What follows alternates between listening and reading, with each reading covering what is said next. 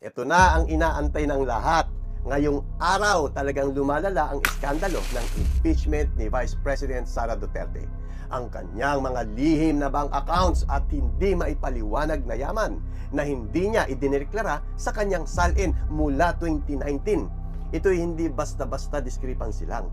Ito'y mortal sin sa mata ng taong bayan, pagnanakaw sa tiwala at pagtatago ng pera na dapat ay transparent. Sabi nga ni House Deputy Speaker Paulo Ortega, seryoso ito, kaya maglalabas na ng subpoena ang Kamara para dikdikin ang bank records, cash transfer at properties niya kasama ang COA, BIR at AMLAC. Kung mapapatunayan may anomalya, dapat umabot sa Senado at matanggal siya.